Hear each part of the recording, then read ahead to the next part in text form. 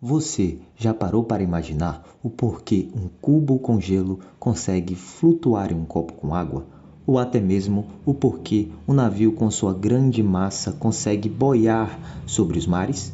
Ou até mesmo no caso de um balão contendo hélio, o porquê que ele consegue quebrar a sua força-peso e assim voar sobre os ares? Ou até mesmo no caso do iceberg, que consegue flutuar sobre os mares. Iremos utilizar o caso da água contendo o cubo de gelo para generalizar e assim explicar o conceito de empuxo e do princípio de Arquimedes. Para este experimento, utilizamos um copo, a água e o gelo. O copo é simplesmente o recipiente usado para conter a água e o gelo, e ele não afeta o experimento.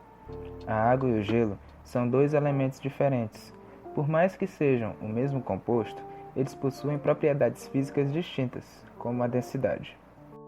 Bom, podemos pensar que o gelo boia pelo simples fato de ser menos denso que a água. Não está errado, mas não é somente isso. O gelo boia devido à grandeza física chamada de empuxo. Todos que já carregaram um objeto submerso na água pôde perceber uma perda aparente no peso do objeto. Isso se dá devido ao empuxo. O empuxo é uma força medida em newtons que resulta da pressão da água nos objetos submersos. Esta força está sempre apontando para cima. Também é importante entendermos que o empuxo está relacionado com a quantidade de água deslocada pelo objeto. Quanto mais massa o objeto desloca, maior será o empuxo sofrido por ele. Assim, se um objeto tem um peso x, esse peso deslocará uma quantidade de água equivalente a ele, anulando assim as forças e restaurando o equilíbrio do sistema.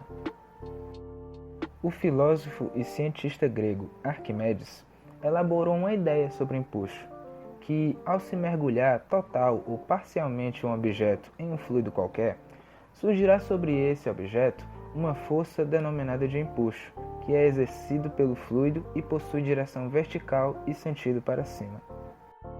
Se houver um acréscimo do peso em um objeto submerso no fluido, também haverá um aumento do empuxo. Por exemplo, um cubo de gelo pesando 10 gramas terá um empuxo equivalente a 10, mas se o gelo for empurrado para baixo, alterando o peso dele para 15 gramas, o empuxo se tornará equivalente aos 15. Também temos que, dependendo da profundidade que o objeto está no fluido, há uma diferença de pressão entre as partes mais abaixo e as mais acima, sendo que as mais abaixo estarão sujeitas a um maior empuxo do que as partes mais acima.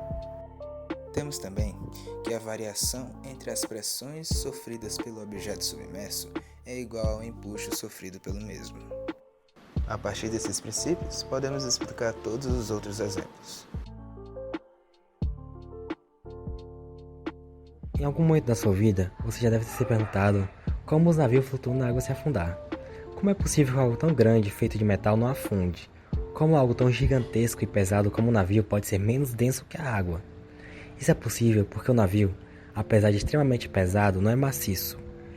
Dentro do seu casco existem grandes espaços que são preenchidos com ar, fazendo com que a densidade total seja menor do que a densidade do volume do líquido que ele desloca. Outro fator importante é o formato do casco. Ele é projetado para que a área submersa seja a maior possível. Consequentemente, o volume de líquido deslocado também é grande. Esses dois fatores juntos fazem com que o empuxo gerado seja superior à força do peso. Logo, o navio flutua.